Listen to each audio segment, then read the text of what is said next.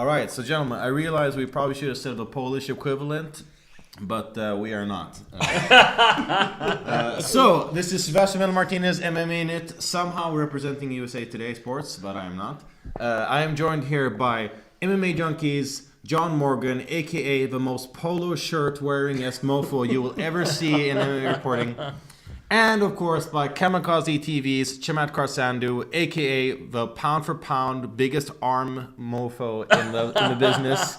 He's hiding it with his sweatshirt right now because his only shirt that he has is unfortunately in the laundry.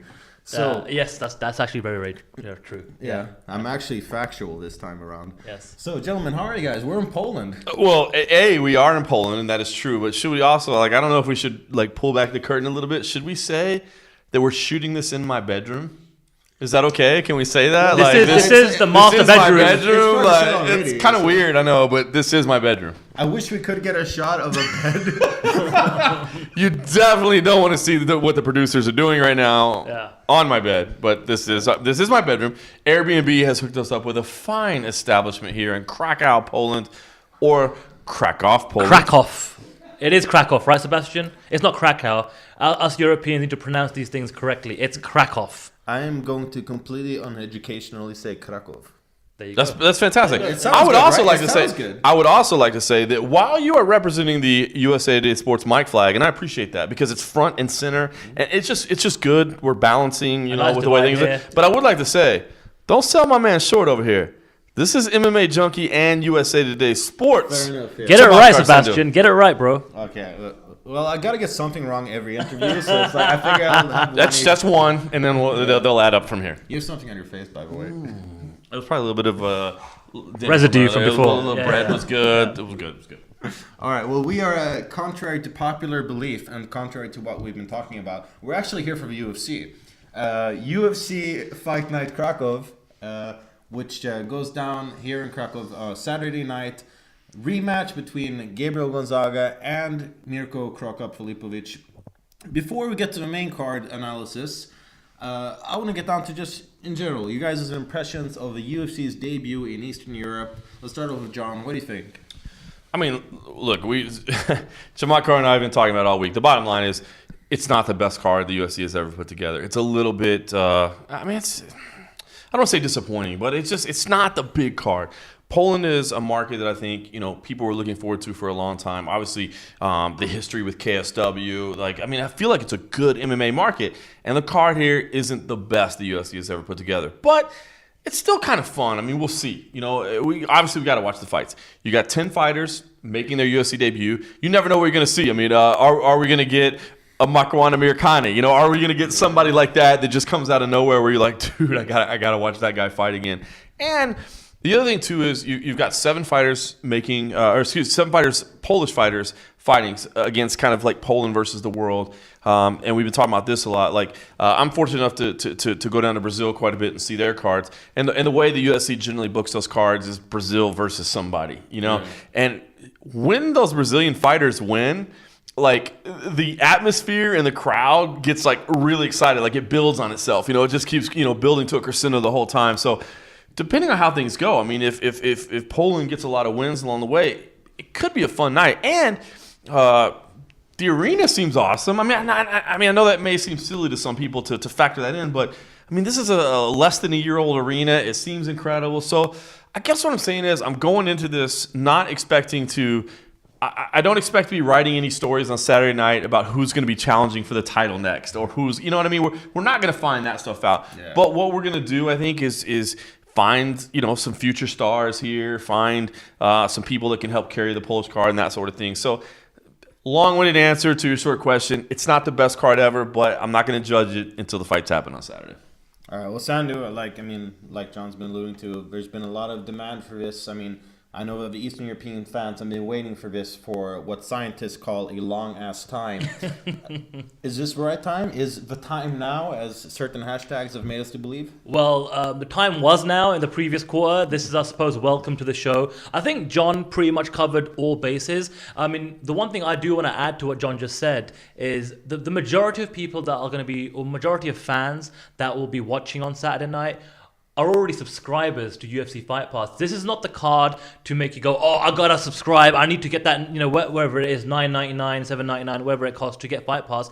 But if you're already subscribed, you're getting this card. Right, so it's up to you whether you watch it or not. And I do want to add to John what John just said is I think he might be writing a story on Saturday night about a potential title challenger, because there's a big card coming up just around the corner in Glasgow this summer. We've obviously got Joanne Calderwood fighting on the main card against Marina Moroz, and now with Claudia Gadelha off the card, it leaves the door completely wide open. If Joanne Calderwood has a really big performance with a finish on Saturday night, you'd like to think that the UFC would put that fight between her and Joanna Jędrzejczyk as a main event for that Glasgow card, being her hometown. So I think there's a lot of interesting stories outside of the fact that it's the first fight card for the UFC here in Krakow itself. Yeah, I don't remember who was who said it, but they said that they want to hear Joe Rogan call the fight between Joanna and Joanne in Glasgow, because that would just be flat out hilarious. Yes. So. All right, so now before we go on to sort of picks for the fights and main cards, I want to know, we all reporters, we've all done interviews all week. You guys' favorite interview so far? Let's start off with Sandu. I have to say, it's not I didn't have a favorite interview, so to speak. I didn't have, you could say that maybe the Ultimate Media Day was pretty uneventful, aside from the fact that myself and my colleague John Morgan and a few other MMA media colleagues did tweet out the fact that Sheldon Westcott had apparently passed out. And then we were later... Wait. Before, can we say... You can correct yourself, because you did obviously, No, I just want to say, who was the first one confirming it? Oh, yeah, it was our... I never confirmed anything. I wasn't going to call him out, but... Call him out. Let's do it. Sebastian... I'm usually giving him a shit on this show. You guys might as well give it back. That's fine. We got some bad intel from our MMA media colleague, Sebastian here, who told us that Sheldon Westcott had just passed out, and it was due to a bad weight cut. And we were like, oh my God. And we were looking around the corner, and there was a big huddle. A lot of people were around the scene. And there was a guy on the floor. He had a blazer, a suit, just like Sheldon. A fine head of hair. A nice haircut. Fine head of hair. I wish I had his hair. And we were like, yeah, that does look like Sheldon Westcott. These guys are right. And we were like, right, we got to report this and tweet away. We're here on, obviously the company's dime and all that. And then a few minutes later, we're led to believe, actually, it's not Sheldon Westcott at all. It was, in fact, a fellow member of the MMA media here who had maybe, got overwhelmed by how eventful the MMA media day was. Eventful as it was. Oh, and maybe just couldn't handle the pressure. But I suppose that was the most eventful thing that came out of that particular day. Well, in my defense, I in turn received that intel from another colleague who I will actually not name out of respect for his Polish heritage. MMA media, Chinese whispers, basically. All right, John, your favorite interview? For me, it had to be Mirko Cro Cop. I mean, it was fun. No, it really was. It really was, because basically, so the whole thing was, in Europe, they bring every fighter. We got all 24 fighters. We got to speak to everyone. They were brought in stages of 3, and we got 8 at a time. Abby, can we get another round of beer? More beer, please. Another round of beer. Oh, my man. So we got all 24 fighters. There were some fun, undercard fighters and some there were some things that stuck out to me. But so Mirko Cro Cop came to sit down, and we kind of walked into the weekend being warned. Like, listen, just so you know, Mirko's not really in the best of moods. And, basically just telling us, like, you're going to show up and Mirko is going to hate you and it's going to be horrible. And we kind of knew that going in. And sure enough, we showed up. And Mirko sat down and just made it very apparent that he had no desire to talk to us whatsoever. The first thing he said was, I don't like doing media stuff. Pretty much. And so that was it. But it was so weird. Like, over the course of, 20 or so minutes, and if you want to watch it all, you can watch the entire video on MMAjunkie.com. That's MMAjunkie.com. Hashtag shameless plug. Shameless plug. But it was fun to see his demeanor kind of change. Like, at first, he sat down and just hated it. And then we just kind of started joking with him and basically making light of the fact that he hates media. And by the end of it, he was having a really good time and really, man, it shared a really intriguing story about because we talked about the future, how far he goes, how much more he can fight. And he talked about how well he felt, like how great he feels as a fighter right now. But he talked about, and this is especially poignant to me, I guess, because of my own 2.5-year-old son that turns 3 next month. That his son watched him sparring, and his son has never been to a fight. And he was like, listen, him and Stipe Miocic were going really hard in sparring. I mean, like they said, basically the way he described it was like we were fighting. We were literally fighting. And out of the corner of his eye, he caught his 4.5-year-old son watching him, and it like set him back. Like he like stopped everything in the middle of it and was like, stop. And he realized, he's like, man, I mean, what we're doing, like, dude, what we do, I mean, what fighters do is hard on anybody. I mean, I get people asking me all the time, John, man, I know you're MMA junkie. You love this sport. You do this, man. Do you want your son to fight? Hell no, I don't want my son to fight. You think I want to see my son get punched in the face? And same thing. What son wants to see their dad walk into a cage and potentially get knocked out? You know what I mean? All those things. And so he was talking about that. And so it was just this incredible like dichotomy, like this incredible range of Mirko Krakow over the course of 20 minutes. He started out hating us, and by the end, he loved us. You know what I mean? So it was cool. It was cool. All right. Well, for my part, I have to say that Rocky Lee was about as adorable as, I mean, he was the MMA equivalent of a little pit bull puppy, which is like that particular breed just melts my heart. But I have to say, I think Joanne Calderwood, she was just the most fun. She's always good value, right? Oh yeah, she's fun. She's charismatic. She's got the most. She's the best. JoJo is pound, JoJo. Bad Mofo JoJo is incredible. Bad Mofo is pretty accurate, and seriously, her accent is like the best in the entire division. No. And officially has the most followers on Twitter on this particular card. Really? That's a fact. More than Krakow. Krakow has 0 because he doesn't have an official Twitter account. I think he launched like a page like in 2009 or something, and maybe it's not even his. Who knows? Who knows? Yeah, I mean, well, fair enough. Yeah. We all know how much he loves doing media, so. Well, there you go. Yeah. All right, now before we move on to the main card, I want to know what's your guys' like under the radar fight, like the fight that people should keep an eye out for, but they haven't necessarily done so because they can't pronounce the names of the people fighting. It's funny that you say that because I mean, I'll always love going on the prelims and picking one, but kind of like Chamakar like alluded to earlier.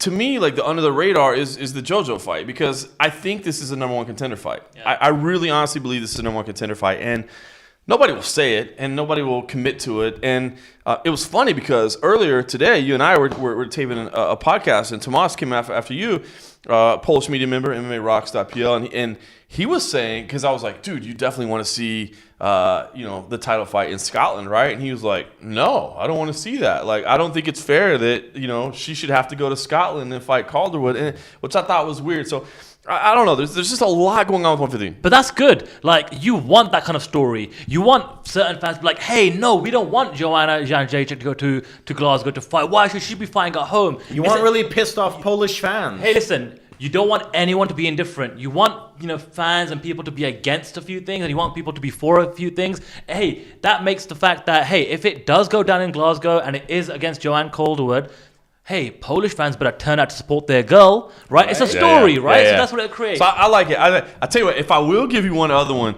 not so much that I'm really looking forward to, but a story that kind of stuck out to me was Taylor Lapidus. Like, your commission told him that he was not worthy of fighting in the UFC. And now he's here fighting in the UFC, and I tried to talk to him about that a little bit. Now, granted, he's French. He doesn't speak any English. He was working through an interpreter. And even working through an interpreter, he just doesn't seem like the most talkative guy. Like, even his interpreter actually turned to me and was like, bro, I'm trying to do your job for you. I'm trying to help. I'm trying to get him to talk more. I mean, he was giving very short answers. But, like... This interpreter had an awesome haircut, by the way. He did. He had a fantastic haircut.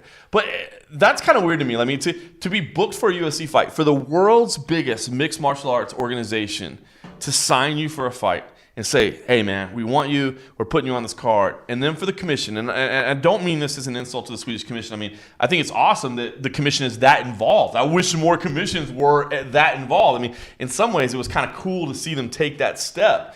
But it was weird, too, to be like, nah, man, you're actually not worthy of this fight.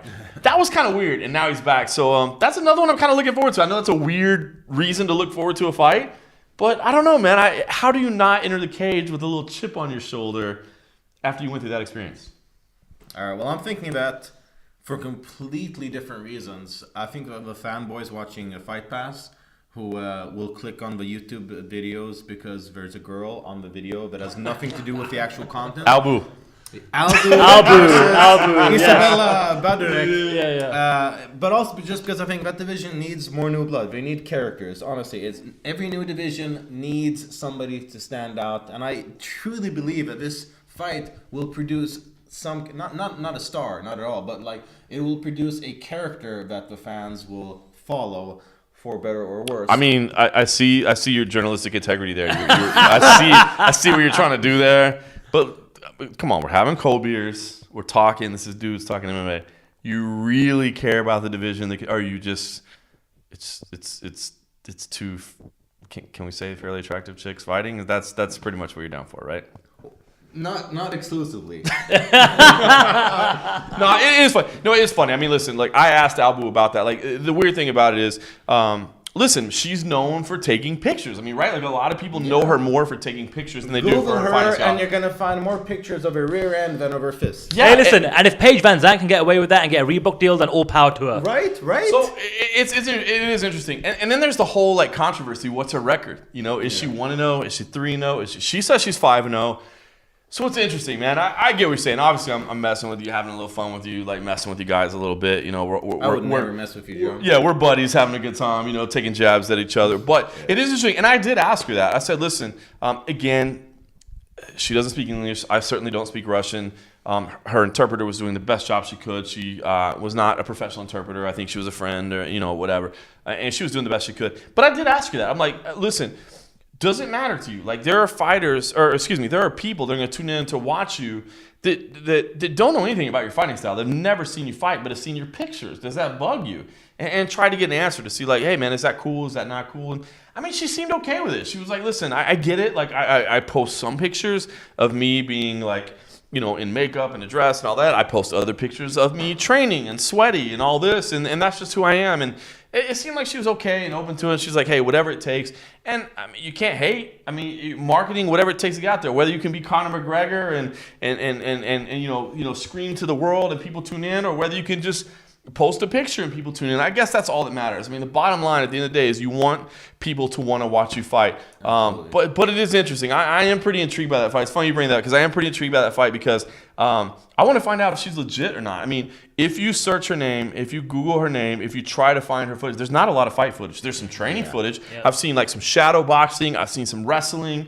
I don't know if she can lift way more than I can, I'll tell you that. That's for damn sure. She can, but can she really fight? And I guess we're going to find out. Is she a legit 5-0 fighter? Is she 3-0? Is she 1-0? It's pretty interesting. It is kind of a fun fight. And also, one aspect that I want to touch upon is that you might not know as much of this, from the US, but sports rivalries in Europe between different countries, it can be a lot of fun. Sweden, Denmark is one. Very tribal, right? Yeah. Poland, Russia is a classic sports rivalry. I didn't know that. Oh yeah, if you Google sports, or if you Google Poland versus Russia on YouTube, if you Google it on YouTube, that's a pretty technical term, I believe. Then you will find probably more videos of hooligans fighting admittedly, but there's a lot of interesting fan tension. Very that passionate. I'm looking forward to seeing because I like the sort of nation versus nation aspect in the UFC. I know a lot of people, especially fighters, don't like to talk about, it's just a fight. But it's like, yeah, but the fans. That's what they're thinking. You're right about that. And that's what we're hearing when we're watching the fights. I didn't know that, and that is interesting. And as I get fortunate enough to travel the world and watch fights, I do learn about those things. I mean, we've been talking this week about like the whole Russia-Dagestan relation that I've really been learning a lot about over the past couple of years and things like that. And that is interesting. And what you said is exactly right. I don't think the fighters care. At the end of the day, the fighters are like, look, I'm here to get a paycheck. I don't care who's on the other side of the cage. I'm trying to do my thing. But from a spectator standpoint, they definitely care, especially when they've had a few cocktails, a few adult beverages, a couple of these, a couple of these cold beers. It's been when they've had a couple of cold beers, and then obviously they get a little bit more patriotic and a little bit more nationalistic and all that. So That is interesting. That's fun. I didn't know that. So that'll be fun to watch. All right, now we have been viciously ignoring Sandu in this conversation. That's okay. You got the main man, John Morgan, in the house, in the building. Yeah. Obviously, there's only a few European events per year, and obviously he has to share the credentials with his colleagues, Matt Erickson and Stephen Morocco, that tend to come out to some events too. So I do not blame you at all, Sebastian. Well, I'm glad. I enjoy not being blamed for once. You're welcome. Now, which fight should fans be looking out for that's flying out of a radar that people aren't talking about? You know what? I don't know if people are talking about this card in general, because I think the entire card is under the radar in the larger scope of things. Ouch! People are talking about this card in general. Well, sorry. Continue. Well, look, I'm just being, keeping it real, keeping it honest. It is probably going to be one of those cards that the majority of fans may want to skip, or maybe just see the highlights for, maybe just tune into the main card, or maybe they'll read the play-by-play on MMA Junkie. There you go. Hashtag shameless plug number 2. But listen, like I said, I think Jimmy Manuwa and Jan Blachowicz, that's an interesting fight. I don't know if it's getting that much coverage, because I think the main coverage of the entire card is about Krakow coming back to the UFC and fighting. And I think that's going to be an amazing fight. I'm really looking forward to it. I don't think it's going to go to decision. Right. I think it's going to be absolute fireworks. I mean, if you look at both the guys' records, there's TKOs and knockouts galore. I think a lot of people might have been maybe even writing Jimmy off. I think a lot of people thought, okay, he came into the Gustafsson fight, he lost. It's been over a year since that fight, and Jan Blachowicz injury as well. Jan Blachowicz came in, like wildfire. Had a great performance in Stockholm, and but I have to say, looking at Jimmy's demeanor this week, I think he's got his game face on. I've been kind of preaching this is like Jimmy Manuwa version 2.0 coming. And the bottom line is his only defeat did come to Gustafsson, a very high-level top contender in the light heavyweight division. So I'm not writing him off whatsoever. At the same time, though, you have to think that this is Jan Blachowicz' hometown. He's fought here plenty of times for KSW, and there might be some pressure on him, being in the co-main event for a UFC card in Poland. So I think that's the fight for me that I'm looking forward to most, other than the main event. And let me just throw in real quick. I don't have a dog in the race, but if McClellan can pick up a win, that guy, obviously representing South Africa and all that, that's a potential market, but just one of the most well-spoken, articulate, nicest, most, I'm not going to pretend that I know a whole ton about his fights, but if he can win, I certainly look forward to interviewing him again. That guy had great opinions on everything you asked him about. It was fantastic. So I'm just from a selfish interviewer standpoint, I'm kind of hoping he picks up a win just so we can talk to him some more. Yeah, I agree. Awesome accent. That South African accent is awesome. I'm a huge fan of the South African hip hop band, The Antwoord. So hearing him speak, we're just kind of I'm like, can't you just say some stuff that rhymes? Just for my shameless plug number 1 from Sebastian for that band. You should check out them in their performance in the movie Chappie, by the way. So now moving on to the main card. John, Joanne Calderwood, Marina Moroz. What's your prediction? Listen, you got to go with Calderwood here. She's the more experienced fighter. I will say this, not seeing a ton of Moroz either, not being able to find a whole lot about her and seeing a lot of her previous action.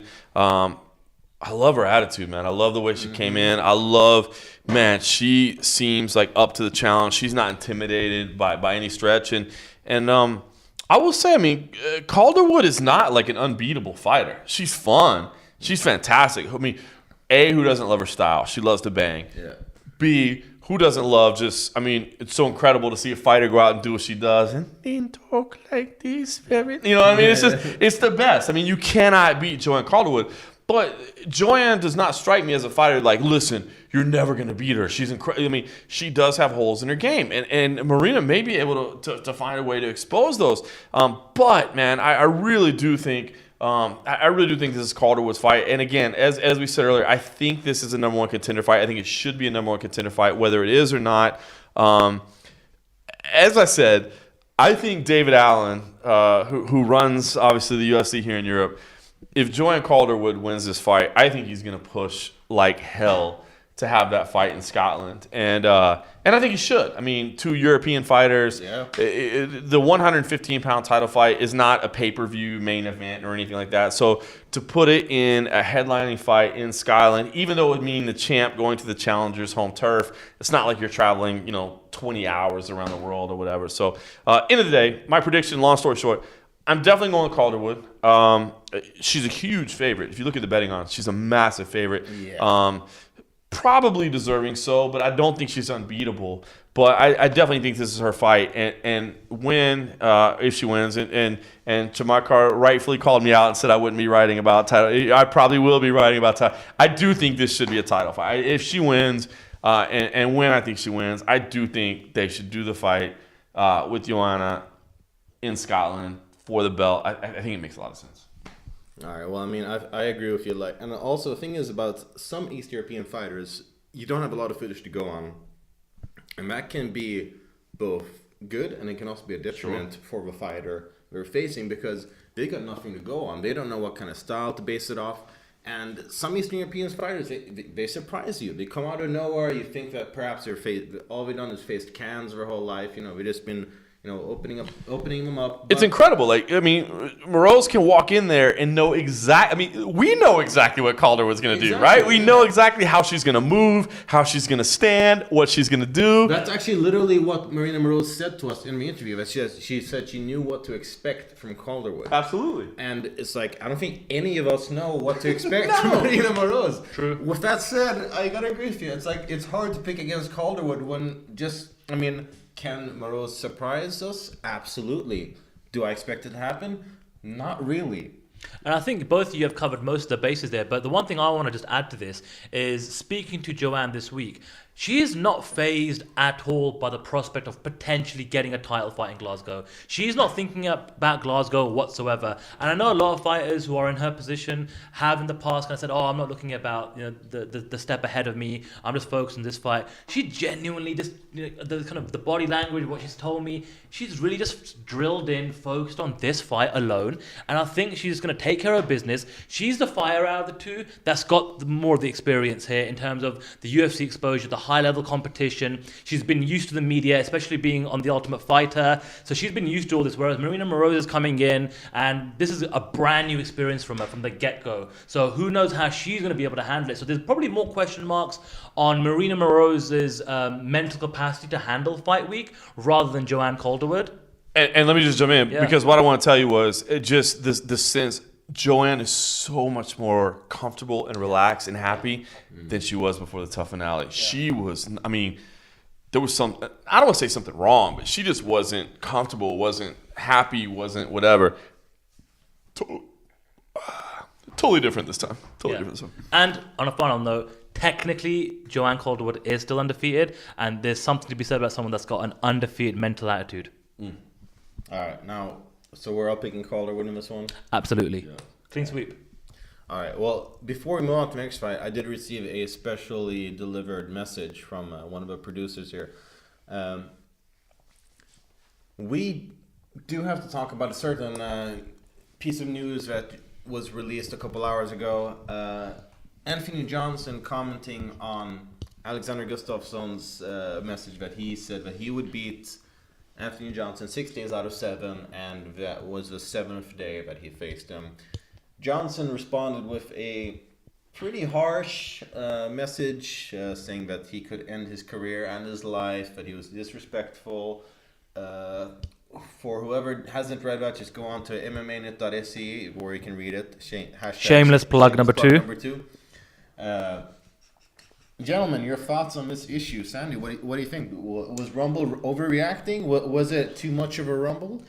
I find this to be out of character for both guys, to be honest with you, because covering their fight in Stockholm in January, both in the lead-up, the build-up, fight night, and post-fight, it was very respectful. It was very cordial, and to see, it's like you'd think that Rumble was Alexander Gustafsson's best man or something. Yeah. I mean, exactly. I mean, like it was.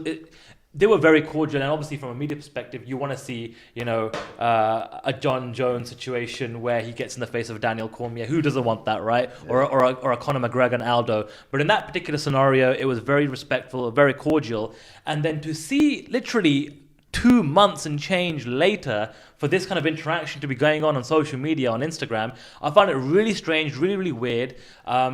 I don't know what Gustafsson's angle was, what kind of message he was trying to say in his particular post.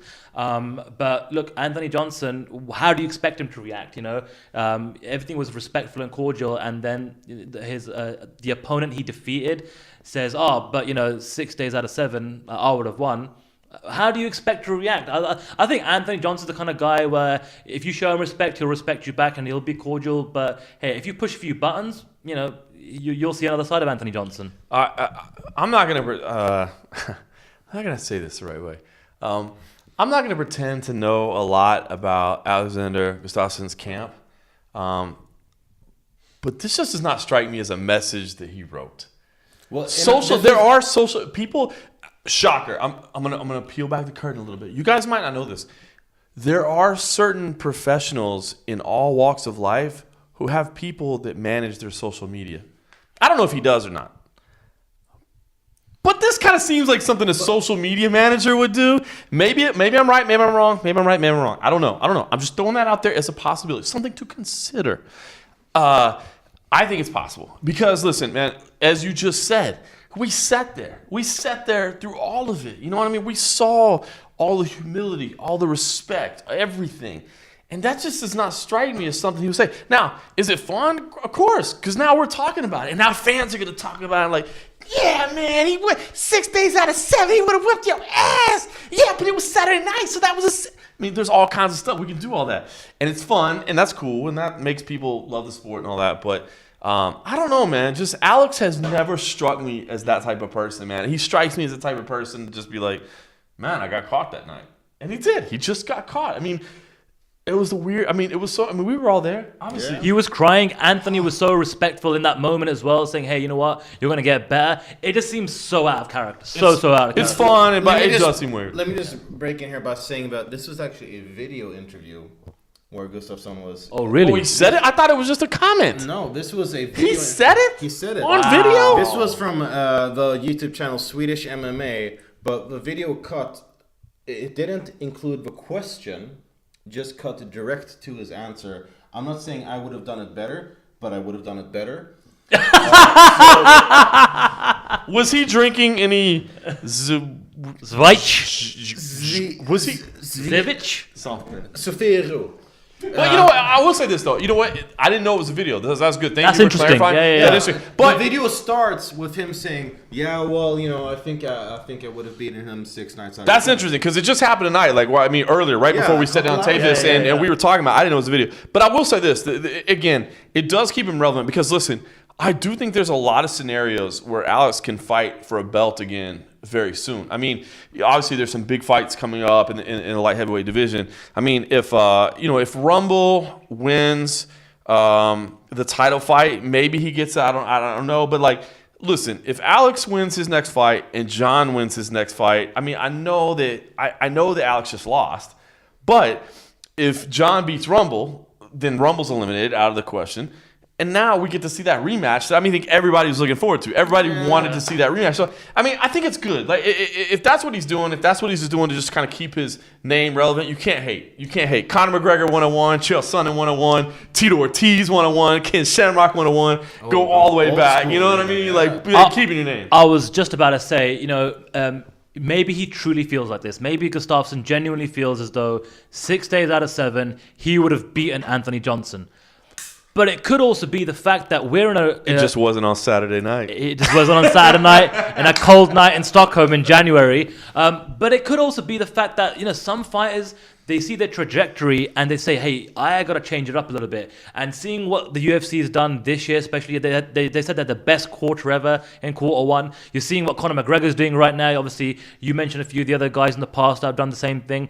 It could potentially also be just Alex thinking in his head, hey, maybe I got to change it up a little bit. I mean, he's going to fight with Glover Teixeira. Who knows, what that's going to be like in terms of a build-up. But keeping his name out there, and the fact that, hey, if Rumble beats Jones, there's a potential rematch there with Gustafsson, and there's some fire behind it too, right? And maybe Gustafsson's just thinking, hey, you know what, maybe this is like the second part of my career here in the UFC, and I got to change it up, maybe go up a few levels, I got to get the fans interested and make them want to pay to watch me.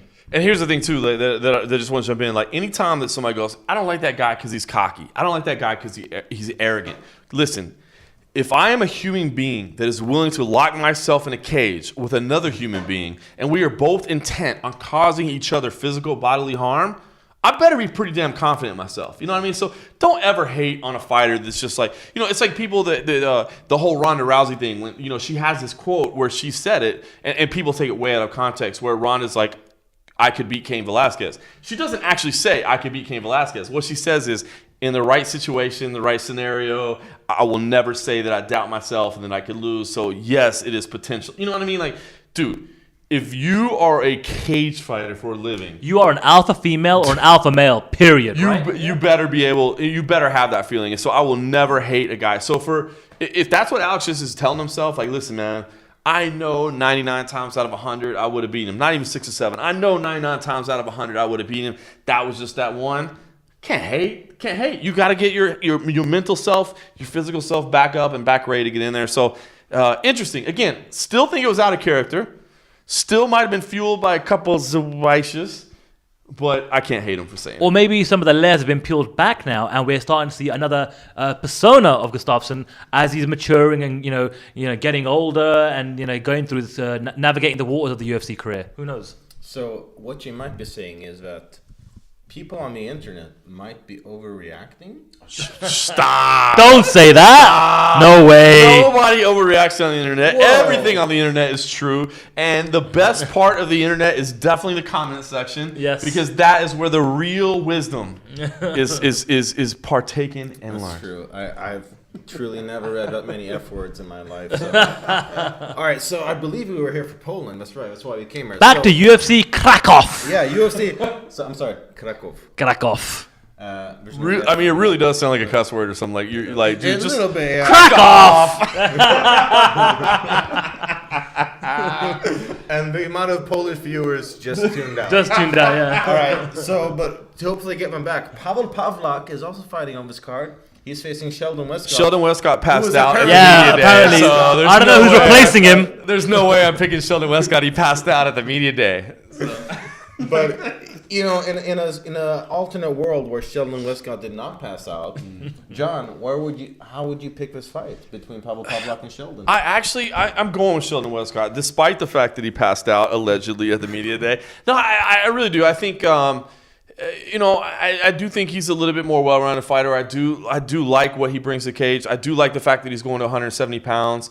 And mentally, this guy seems on point right now. Like, I mean, I know that sounds weird. I mean, it's, sometimes, and maybe we as journalists are just looking for stories, and maybe we're looking for angles and that sort of thing. And it's like, well, it's stupid. Why are you talking about his mental game when it's really like his jiu-jitsu doesn't match up or his wrestling doesn't match up or whatever? But I do think a lot of this is mental, man. I really do think you can see guys that are going to win or are going to lose based on the way they're coming into fight week, how they handle. Because, I mean, yes, this game is super physical, but it's also very, very mental as well. He just seems in a really good place right now. He seems in a really, really good place. And despite the fact that he allegedly passed out and then turned into a media member, I'm going to pick him. I really He's do. an X-Man, as far as I know. He can just transmorph or something. Yeah, it's fantastic. All right, well, the thing is, despite him being a potential X-Man, I think Pavlak has a lot of good skills. I think he's an underrated fighter, to be honest. I think he's got a lot of talent. That said, he's coming off of a loss, whereas Westcott is coming off of 2 straight wins. No, he lost to He's Theodore. off a loss. Yeah.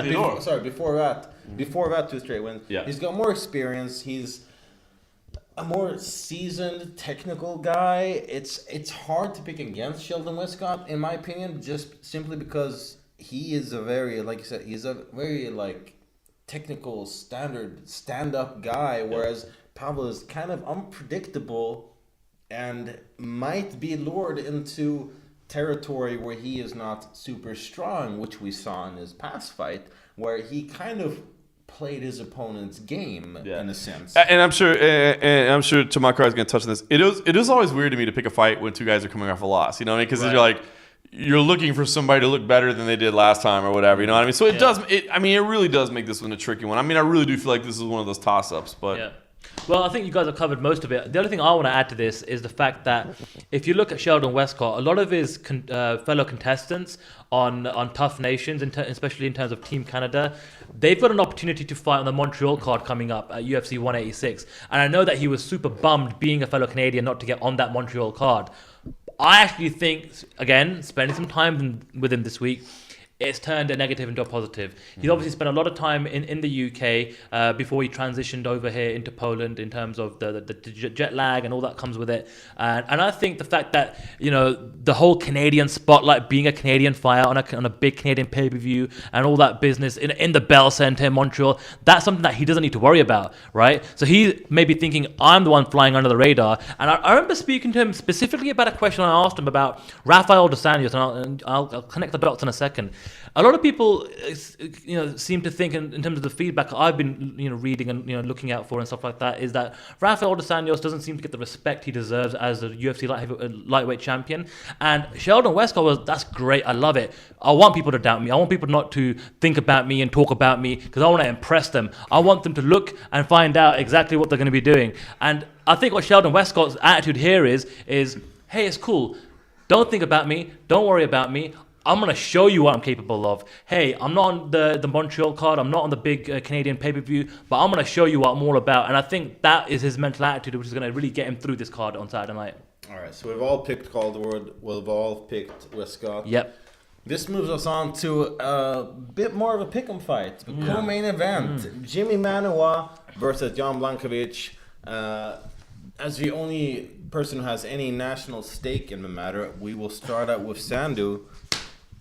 Manuwa, poster boy, or Jan, no nickname Blachowicz? Well, I told John earlier on this week, and I'm quite open and honest. Regardless of the fact if the fight is from the UK or not, I try to be as straightforward and as honest as I can. Same here. And I'll be honest. Coming into fight week, I'm just kidding, guys. I'm totally biased. Coming into fight week, I tell you what, man, I was blown away by Jan Blachowicz' performance in Stockholm, and I thought, wow, this guy, he could be capable of something really big here in the light heavyweight division. And when I saw the matchup with Jimmy, I thought, oh man, Jimmy's got a long layoff, he's coming off an injury, he wasn't that impressive against Gustafsson. But having said that, I thought more about it, and seeing Jimmy this week, speaking to him, knowing the fact that he spent a lot of time at the All-Star camp in Stockholm, he seems switched on. He really seems switched on. He looks in good shape. I mean, to be honest with you, Jimmy always looks in good shape, but I think the fact that this is the very first fight Jimmy's ever had outside of the UK, he's coming in knowing that there's no home crowd advantage. There's probably going to be everyone cheering for Jan Blachowicz, everyone booing Jimmy Manuwa, and he wants that. He has this motto at his gym in London, Lions eat first, and I think that's the mental attitude he's going to kind of bring with him on Saturday night, where he is, the underdog, and he's going to go and prove and kind of like almost reinvent himself and kind of let everyone know who Jimmy Manuwa is. So I'm now kind of leaning more towards Jimmy Manuwa winning on Saturday night than Jan Blachowicz. Well, without talking about the sexy shape he's in, like Sandy was, I do think that Manuwa has shown a lot of confidence. We interviewed him once before this event and then once again now, and it's like you'd think that like you put this guy up against like Andre the Giant with chainsaws for arms, and he would still be super confident and be completely convinced that he would win. That said, I gotta go. It's a tough one. It's a tough one. Like, it is. Yeah. Well, can Manuwa knock him out? Absolutely, but I just think that also this is his first fight abroad, and everybody says it doesn't affect you. Oh, I could be fighting on Mars. It doesn't matter. When we're in the cage door, it shuts down. I'm not honestly completely convinced that that's true. I do think that you do hear some of that stuff. I've asked fighters, and after their fights, and they've said like, I could hear some of the stuff that the fighters or that the fans were saying. And all that aside, I just think at Blachowicz, he just looked so good in his debut. He looked great up until then. He'd beaten, I think, 3 or 4 UFC veterans. Up And he until seems that so time. chilled and laid back all the time. Yeah. And like he's like, yep, I've fought in Poland plenty of times. This is nothing new for me. So I see where you can come from in terms of I'm thinking Blankovic on this, actually, to be honest. I'm doing the same. It is funny because the way you kicked this off was saying it's a toss-up fight, and it is kind of a toss-up fight. To be honest, because yeah. it kind of reminds me. It's funny because our main event is a heavyweight fight. This feels like a heavyweight fight because it's one of those fights that like literally could end in one punch. Like it wouldn't shock you whichever way it went. But I'm doing the same thing. I'm leaning towards Jan as well.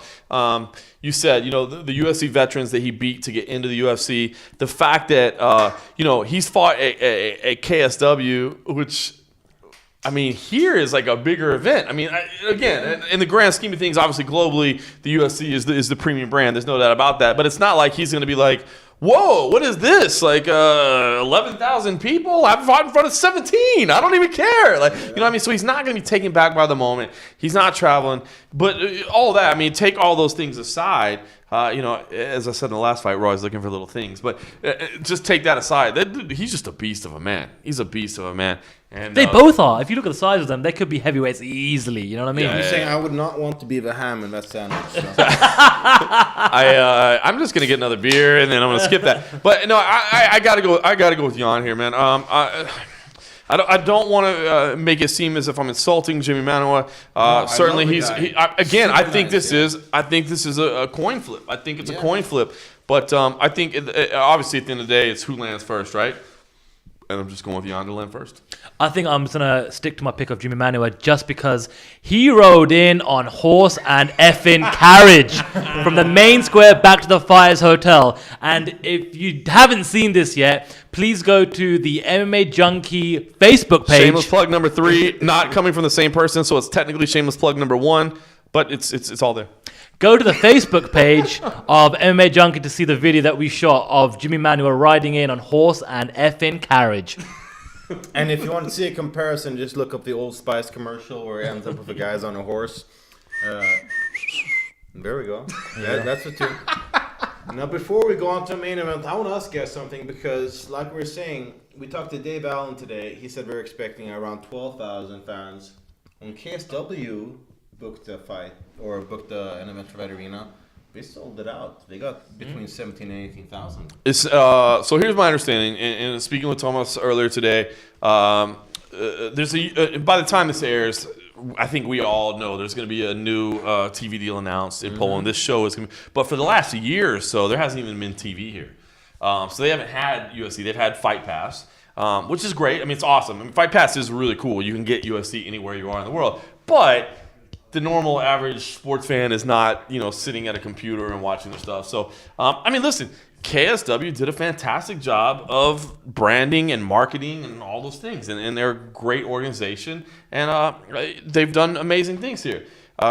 The UFC is the premium brand in the world. And the best fighters in the world fight in the UFC. And I think it's going to take some time. But, I think the UFC will end up being massive here. And I think they'll come back someday. And they'll, whether it be here, whether it be another city in Poland, I think they'll sell out. And, again, I mean, listen, I flew in from Vegas. You flew in from London. I mean, listen. I came all the way from the south of Sweden. Mom will represent you. That's what's up, yo. The three of us, the three of us are the hardest of hardcore, right? I mean, we literally watch like every MMA fight, and we're all sitting here being honest over a pint or two saying, yeah, there's some fights I'm excited about, but at the end of the day, it's not the best card.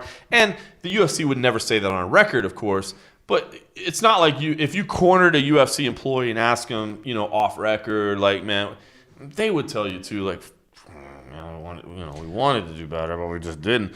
They will come back with something bigger. They will come back with something better. They will sell out, no problem. I've only been here for a couple of days. I don't know a lot about Poland, but from what I'm gathering and talking to people and talking to journalists and seeing how many journalists were at the open workouts, this is a market where MMA is going to thrive. It's going to survive. It's going to do well. the UFC just has to come back with a better card, and I think they will.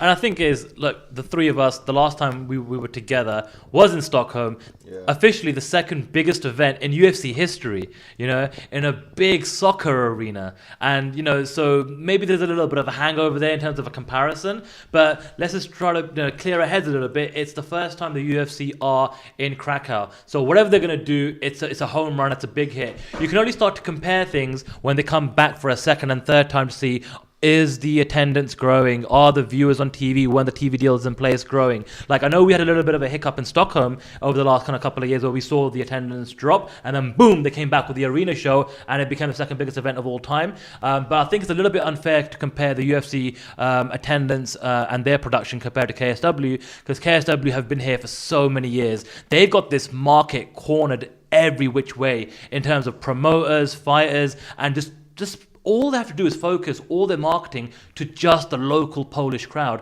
Whereas the UFC have got events every weekend, so the resources are split globally. So I think that factors in a little bit too. Yeah, I mean, I think that the factors going into this are about as spotted as my shirt is right now after a beer spill.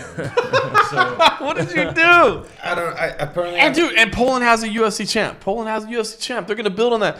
What I was hearing was Joanna didn't get mainstream attention before, but she is getting mainstream attention here, as rightfully so. I mean, she is a legit world champion. How can you not be happy when you see her on camera?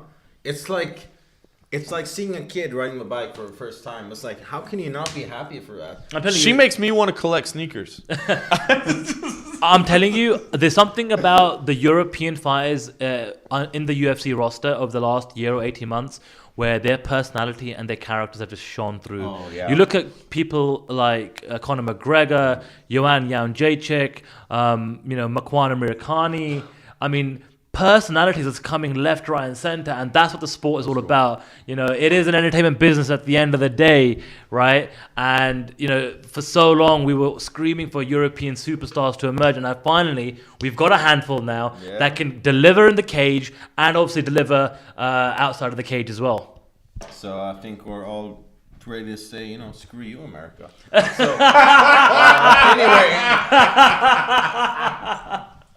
Moving on, segue.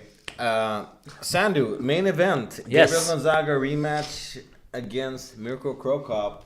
What's your pick? Well, I'll tell you what, just from a personal standpoint, it's just amazing that I'm going to get to be at a UFC event to see Mirko Krokop make that walk and compete. Two wild boys. Two Wild Boys, which from what I understand, are one of John Morgan's top 10 songs on his playlist on his iPhone or iPad or whatever. Right after Taylor Swift. Absolutely, right after Taylor Swift. But look, man, like Mirko Krokop, I think a lot of maybe newer fans or casual fans, or even the hardcore fans, they thought that's it. Krokop cut from the UFC. He'll have a few fights here and there, and then he'll kind of like, you know, drift off into the sunset. But he's back in the UFC, and under the circumstances, you know, I think it might have been a last-minute decision by the UFC to kind of pull the trigger and sign him so that he didn't maybe sign for Bellator, for example. But I think the fact that he's here and that we're going to get the rematch with Gonzaga, and you know, everyone knows by now that highlight kick knockout is one of the most replayed highlight knockouts in UFC history. So that's going to be, you know, pretty cool. It's a great story to come into this event.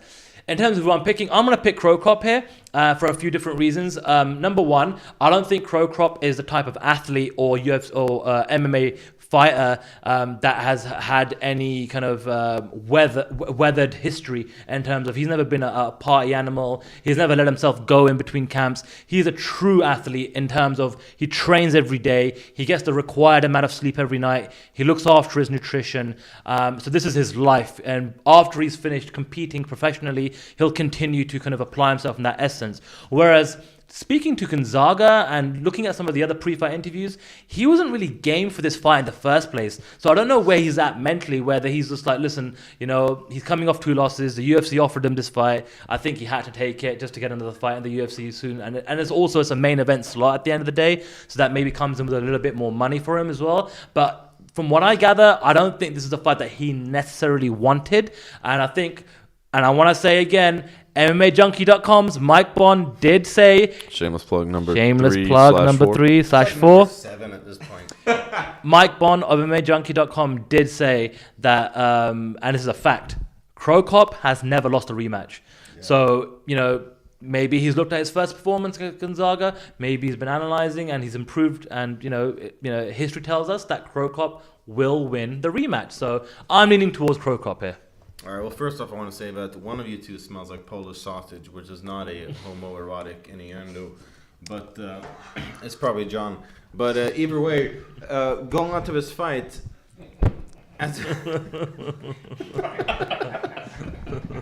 He even dropped the mic and everything. It's like he's Kanye West or something. So either way, going on to this fight... First of all, I'm a huge Mikko Krokop fan. I want to just get out on the record saying that, first of all, I really dig Gonzaga. Gonzaga, if you're watching this, which I know you are. Hey, he could be. For all we know, yeah, he's probably not. No. Either way. Nobody's watching. When MMAnytt turns to Comedy Central, folks. Either way, Mikko Krokop is the reason I started following martial arts in general. No, he got me into kickboxing, boxing, MMA, jiu-jitsu, everything. So I'm a huge fan. That said, I think this is a tough matchup, honestly. Like, I think Gonzaga is kind of off and on. Yeah. I think when he's on, he looks great. When he's not, he looks less great. But despite all that, I do think that Krokop will win this because... I mean, if you look, I hate doing MMA math, but I love doing it. So,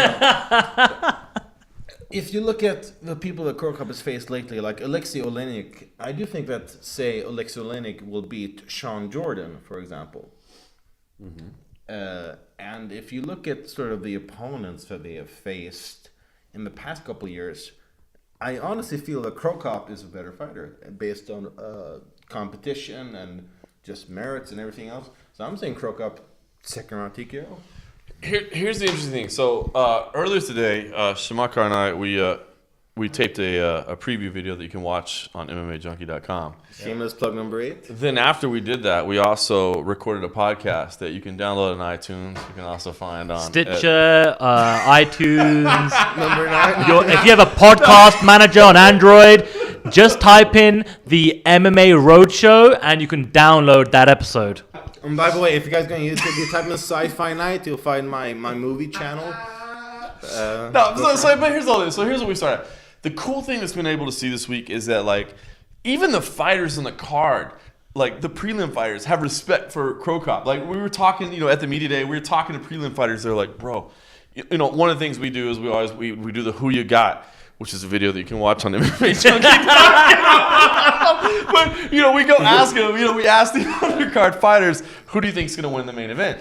And, like, even the prelim fighters were like, they wouldn't even give a technical breakdown. It wasn't even like, well, it's the kickboxing versus it was just like, bro, I love Krokop, man. It's Krokop. I want Krokop to win, and that was it. And that was the whole thing. Prelim fighters were like, dude, I'm not going to lie. I took a picture with Krokop in the back because it was Krokop and I wanted to take, you know what I mean? So, like, it's been really cool to see the legend. So I preface all that for a reason because I got on the plane, again, picking Gabriel Gonzaga. I think Gabriel Gonzaga has more ways to win the fight. I mean, obviously, he already Krokop. And that's not even the way you would expect him to win the fight. That's the most unexpected way, you would expect him to win the fight. So I think he has more ways to win the fight. That's the Matt Serra of wins. Exactly, right? Like the most impossible way. But, on top of all that, I think Krokop is, he's 40 years old, man. It's not a joke. And he's a good 40-year-old. He's a great 40-year-old. But so here's where I'm going with all that. The staff picks Friday morning, MMA Junkie will show me picking Gabriel Gonzaga. And I think I'm still picking Gabriel Gonzaga. But this week in Poland has made me start to pick Krokop. But what I can't, and this may sound weird, what I can't determine is whether my pick is changing because I really believe the fight is going a different way or because even I'm a little bit it's Krokop. You know what I mean? It is a legitimate. It'd be like, if Fedor Emelianenko came back, it's like and if was you saw fighting Taylor Swift. Oh, totally, dude. Taylor would win. No, it would be like if Fedor was coming back, or as Makwan Amirkhani would say, that's That Russian Russian guy. But if Fedor came back and fought Cain Velasquez, obviously, I mean, the odds would be what, like 10-1 Cain Velasquez. But then when fight week came, you'd be like, It's Fedor. bro, it's Fedor, dog. Look, it's Fedor right there. And so, like, I will say, the interview that we did with Mirko, listening to him talk about what his training regimen is, looking at the way he looks physically, just, you know, I mean, everything about him, like, it looks sharp. We'll get to see him on the scale tomorrow, and we'll get to see that one more time. We'll get to check out his abs. Totally, which is what I can't wait. And I think there's a sense of pride with Krakow as well. I think he didn't like his first run in the UFC, and I think was that a pun, by the way? it wasn't a pun at all, right? But I think that bugs him, and I think he wants to correct a few things there in terms of his legacy. I agree, because I asked him about the Mike Bond stat. Hey, what about the fact that you never lost in rematches? What do you think about rematches? Why is that? And his whole thing was like, listen, man, when a fighter loses the first time and they come back to that rematch, they're extra motivated, they're extra trained, they're extra whatever. So listen, I think mentally and maybe it's my heart. I don't know. Like, I'm like the needle started over here on Gonzaga, and I'm starting to swing towards Krakow, but I'm a little worried. It's kind of just the emotional pick. So my pick that's on record in our staff picks, which I'm leading, by the way, you can check that out on MMAjunkie.com. That's number 10. But, you know, so that is going to be my pick, and I'm going to stick with that pick. But I'm not going to lie, like, inside my heart a little bit, man, and it's probably, like, super emotional. I don't know. I'm leaning towards Krakow, and even though his entrance song sucks, it's pretty cool to see. I'm going to try and film like an Instagram video of John Morgan's facial expression when that music hits. All right, well, I think what we can all take away from this discussion is the John Morgan quote, "Dude, it's Fedor, dog."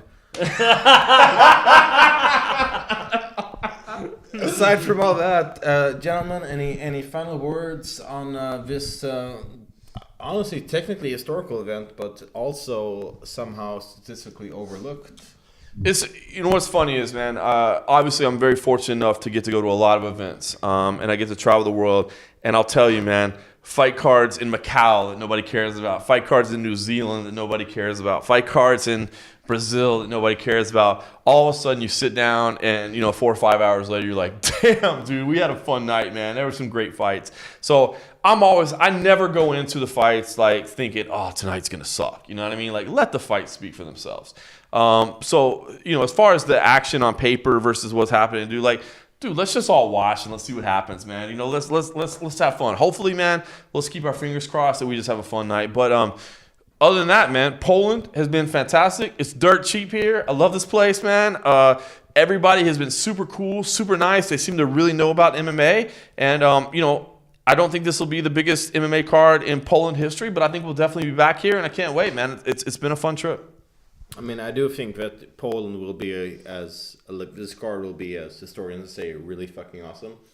Aside from that, I mean, it's like you said, the fans here are like knowledgeable. They know their stuff. We asked taxi drivers, and they're like, "Oh yeah, KSW is, you know, this and that." And so they barely speak any English, but they can tell us that, you know, they're like Mamad Khalidov from KSW. It's like, obviously there's a huge market in here. So, you know, Polska, you know, dobro, you know, whatever for those hopefully thousands of Polish fans watching this. Realistically, probably about 7 pairs and pairs of Polish fans watching. Yes. Yeah, for all 3 of you watching this, you know, thank you, dziękuję. But aside from that, I think it'll be fun. I think it'll be really fun getting an Eastern European UFC event. I think it's honestly long overdue. There's been so many stars in the UFC from Eastern Europe for so many years, not just including Krakow.